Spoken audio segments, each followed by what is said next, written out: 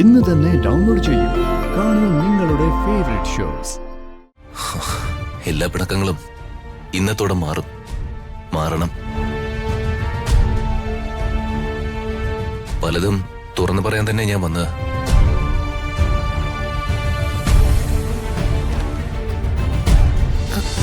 മോളറിയിക്കോ. ഐഷുക്കുട്ടിക്ക് അമ്മാവനൊരു ice cream വാങ്ങിച്ചരാം. ശരി അമ്മാവ.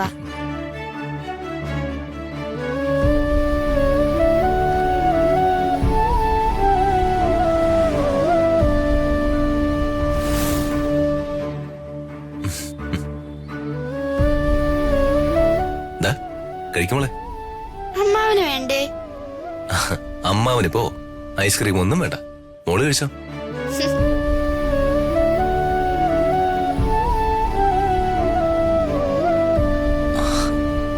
മോളെ, മോക്ക് ആ ടീച്ചറെ ഇഷ്ടപ്പെട്ടോ?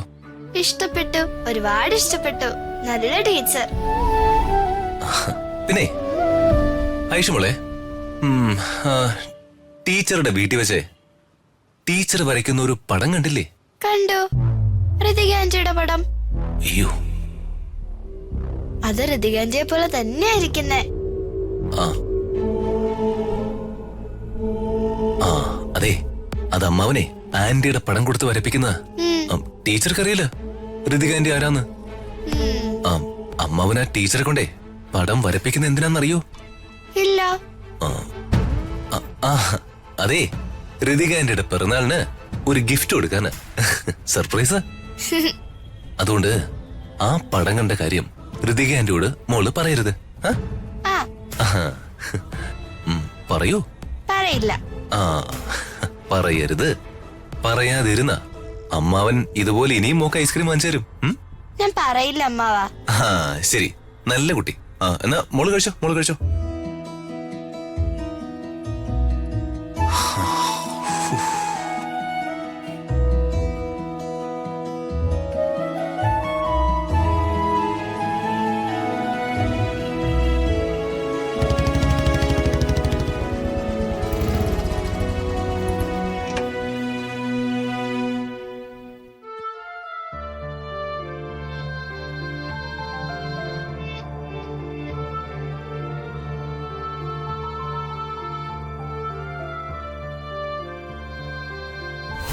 ഒരു പെണ്ണിനോട് പ്രണയം തോന്നിയാ അത് അവളോട് തുറന്നു പറയണ്ടേ? ആങ്ങളമാരെയോ അച്ഛന്റെയോ അടി കിട്ടുമെന്ന് കരുതി പറയാതിരിക്കാൻ ഇത് അന്യ പെണ്ണെന്നല്ലോ. സ്വന്തം ഭാര്യയല്ലേ. നീ ഋതുമോളോട് നിന്റെ പ്രണയം തുറന്നു പറയണം. പറഞ്ഞേ പറ്റൂ. ഈ വിവാഹ ജീവിതത്തിലൊക്കെ ഒരു പ്രശ്നമില്ലാതെ മുമ്പോട്ട് കൊണ്ടുപോകണമെങ്കിൽ വളരെ പക്വത വേണം. എന്റെ മാനസപുത്രനായ നിന്റെയും എന്റെ പൊന്നുമകളായ ഋതികയുടെയും ജീവിതത്തില് അങ്ങനെ ഒന്നും ഉണ്ടാകരുത്. ഇനി എനിക്ക് നിങ്ങൾ രണ്ടുപേരേ ഉള്ളൂ. എല്ലാ സൗഭാഗ്യങ്ങളും നിങ്ങൾക്കുണ്ട്. ഇതെല്ലാം ഇന്ന് ഋതിക മാഡത്തോട് തുറന്നു പറയണം. എല്ലാ കാര്യങ്ങളും തുറന്നു പറഞ്ഞ് മാഡത്തിന് എന്നോടുള്ള എല്ലാ പിണക്കവും മാറ്റണം.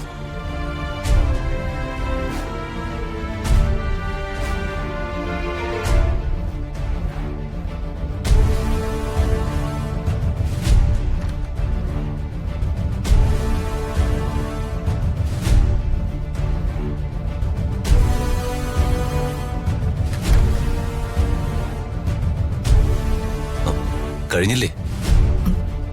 കഴിഞ്ഞെങ്കിൽ ഇങ്ങനെ ഇവിടെ ഇരിക്കൂ. എന്താ, എന്നോടുള്ള ദേഷ്യം മാറ്റാൻ ഉദ്ദേശമില്ലേ? എല്ലാ പിണക്കങ്ങളും ഇന്നത്തോടെ മാറണം. പലതും തുറന്നു പറയാൻ തന്നെ ഞാൻ വന്നത്.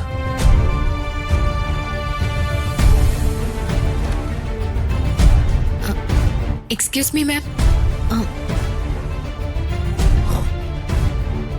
May I come in? Yes, Sandra.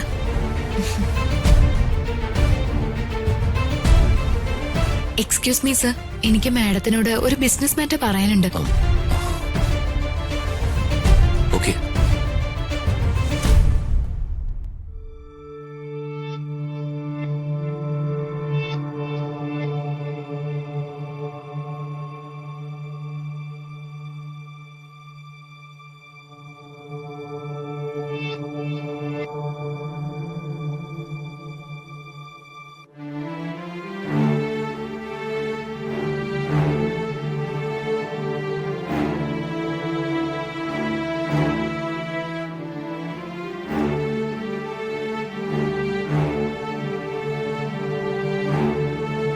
Okay madam.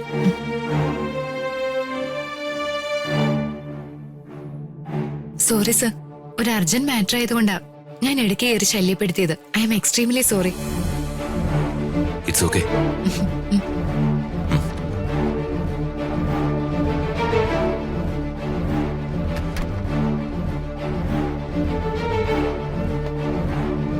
Madam, എനിക്ക് കുറച്ച് സംസാരിക്കാനുണ്ട്. എന്ത് സംസാരിക്കണം? എനിക്കൊന്നും സംസാരിക്കാനുമില്ല, ഒന്നും കേൾക്കാനുമില്ല.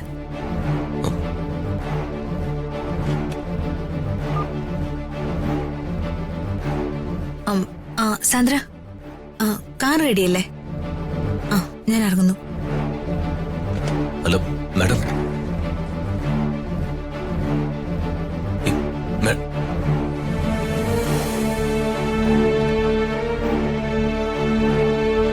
ഹൃതിക മാഡം എന്നെ ഇഗ്നോർ ചെയ്യാണല്ലോ.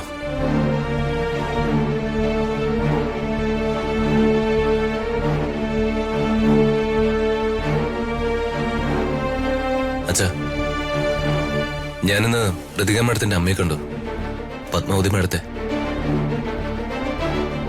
ഞാനിന്ന് ഐഷുവിനെ കൊണ്ടുവിട്ടപ്പോ ഇക്കാര്യം പറയാനായിട്ട് ഞാൻ അച്ഛനെ നോക്കിയതാ. പക്ഷെ അച്ഛൻ ഇവിടെ ഉണ്ടായിരുന്നില്ല. എനിക്ക് സന്തോഷായിടാ. എന്നിട്ട് പത്മാവതി മാഡം എന്താ പറഞ്ഞേ? ഞങ്ങള് തമ്മില് ഒത്തിരി കാര്യങ്ങൾ സംസാരിച്ചു വച്ചാ. അവരുടെ ഫാമിലി ലൈഫ് തകരാനുണ്ടായ കാരണം വരെ. പിന്നെ ഞാൻ ഋതിക മാഡമായിട്ടുണ്ടായ തെറ്റിദ്ധാരണയെക്കുറിച്ചും മാഡത്തോട് പറഞ്ഞു.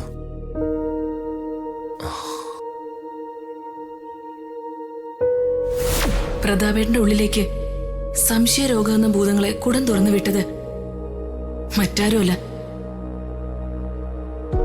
അദ്ദേഹത്തിന്റെ കൂടപ്പിറപ്പ് തന്നെയാ. എന്നെ എന്റെ ഭർത്താവിൽ നിന്നും മകളിൽ നിന്നും അകറ്റേണ്ടത് അവരുടെ അജണ്ടയായിരുന്നു.